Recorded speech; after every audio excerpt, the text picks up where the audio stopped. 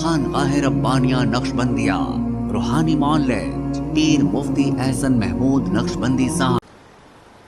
اللہ تبارک و تعالیٰ نے قرآن پاک میں عباد الرحمن کی چوتھی صفت بیان فرمائی۔ چوتھی صفت کیا ہے کہ اپنے آپ کو یہ عذاب جہنم سے بھی پناہ مانگتے ہیں، یعنی عذاب جہنم سے۔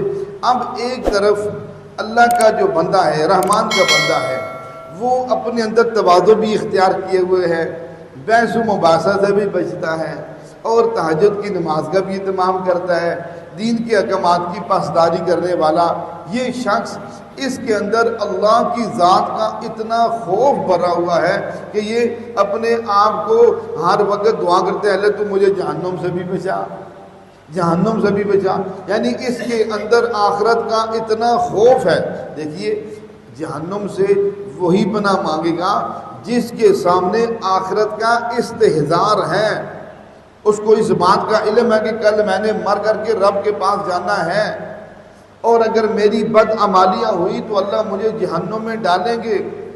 ہر ایک نہیں، وہی شخص جس کے سامنے آخرت کا استحضار ہے، وہ شخص اس بات کی فکر کرتے اور یہ چیز اللہ پاک سے مانگتا ہے کہ اللہ یہ تو مجھے نصیب کر دے، یہ مجھے نصیب کر دے۔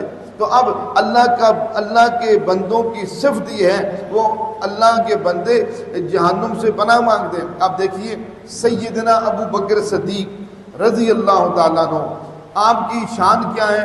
حضور کے الفاظ مبارک زبان نبوت کے، آپ نے فرمایا لو کا نبا، آپ نے فرمایا افضل البشر بعد الانبیاء ابو بکر، نبیوں کے بعد اس دردی کائنات میں انسانوں میں سب سے افضل ترین انسان سیدنا ابو بکر صدیق رضی اللہ تعالی عنہ ہے۔ یہ بات زبان نبوت کے الفاظ ہیں۔ آپ صلی اللہ علیہ وسلم کو افضل ترین کہا، آپ کی شان کہ رب نے آپ کی طرف سلام بھیجا، اور یہ فرمایا کہ ابو بکر تو راضی ہے نا؟ یعنی کیا ان کی صفات اور کیا مقامات کروں۔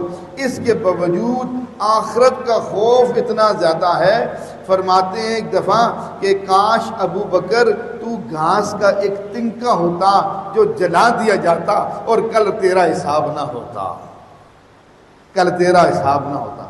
یہ کب آتا ہے کہ جس وقت خوف کا آخرت کا استحضار ہو کہ مر کر کے میں نے رب کے سامنے جانا ہے۔ جب یہ چیز پیدا ہوتی ہے اس وقت انسان کے اندر یہ چیز آتی ہے کہ اس کو پھر وہ جہنم سے پناہ مانگتا ہے۔ اس کو معلوم ہے کہ کل اللہ نے جو قید خانہ بنایا ہے اور اس کی یہ سختیاں، وہ اسے پھر پناہ مانگتا ہے۔ تو یہ کس کی صفت ہے؟ جہنم سے پناہ مانگنا عباد الرحمن کی، اللہ کے بندوں کی۔ ہمارے ہاں جادو، جنات، بندش اور نظر بد کا شافی علاج قرآن و سنت کی روشنی میں کیا جاتا ہے۔